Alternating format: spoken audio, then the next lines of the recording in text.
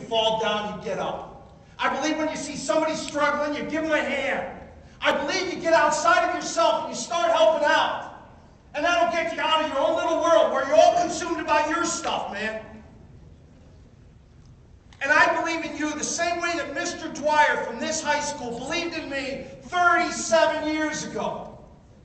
When he looked at me and said, Steve, I see something in you I believe in. Young people, your future's yours, man.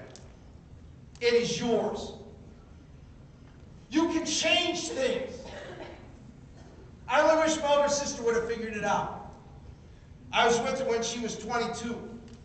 Came off her heroin, the most frightening thing I have ever seen anybody go through. I was with her a year later when she got married. She'd been clean for a year. She married a good guy. I was so proud of her. Then a year and a half after my sister got married, one night I held her in my arms. I told her how much I loved her and how proud I was of her. I promised Laura that I would never forget her.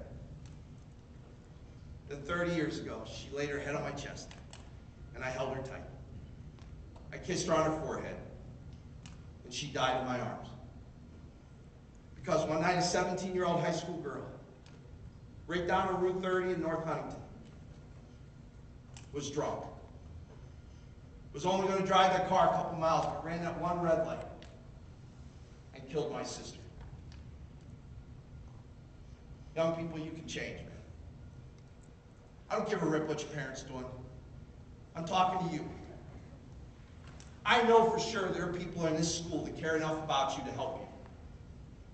I know that you're going to be faced with stuff every single day of your life, but you know what? You start making the right choices today, you might get knocked down, but you don't have to stay there and be like so many other people and claim the victim thing.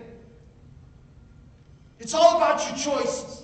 It's all about going after it. If school's hard, you get tough, man. Don't ever be afraid. Don't ever be afraid to ask for help. Our oldest son, he knows I talk about this. He's got a learning disability. He's phonetically dyslexic. Has a hard time reading. Never flunked a course.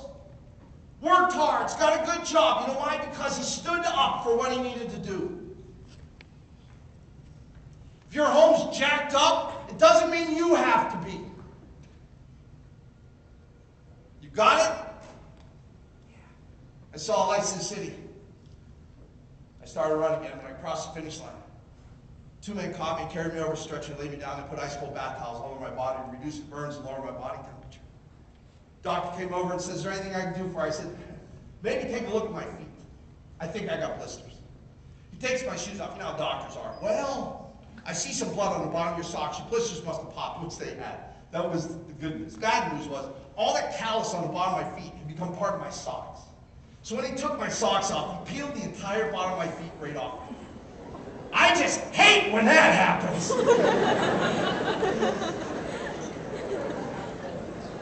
My dad came over to me. He said, "Steve, finished 176 out of 450 in the world. Here's your prize. This prize cost me $5,000 in 9 months of my life. And I still have it today. It's a blue and white Hanes t-shirt. On it says, 'Finish your Ironman.' It don't even fit me anymore. Or tonight when we get home, or tomorrow, I may come home, my wife may be dusting with it. Guys, there's something else you'll learn when you get married. They always dust with your underwear. Why? Who knows, man? Or my daughter may flush it down the toilet, but that's okay, she's my baby. But I leave you with this.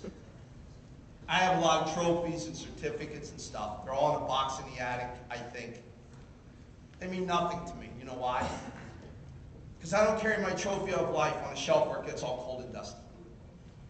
I carry it here. And that's where we need you to carry it. Young people, you're probably more valuable than you can ever realize. And you can change things. Two things I'll say. First one is this. It's a warning. From my house in Chicago to here, via Southwest Airlines, is 1 hour and 20 minutes. From my house to the airport is what? 20 minutes? So help me. If I find out that yins are screwing around in the middle of the night, in the darkness of your room, you're going to hear that one floorboard creak. Or that closet door slow. Or you're going to feel a scratch underneath your bed. Steve's coming. But one final thing, and I got to be honest with you, almost everywhere I go I get to say this. But I'm kind of proud because of this being our alma mater, I get to say it here. And I'm also proud of you. Look at me. You all showed a lot of respect today. You showed class. You showed honor. You guys were awesome to speak to. I want to hear great things about these classes. I want to hear that there's some of you that had some struggles, but you turned your life around and you're going to go out and make a difference. I want to hear about those of you that get things pretty much in order and you have no problem lending a hand with somebody who needs help. I believe that you all can do it. Thank you for having me.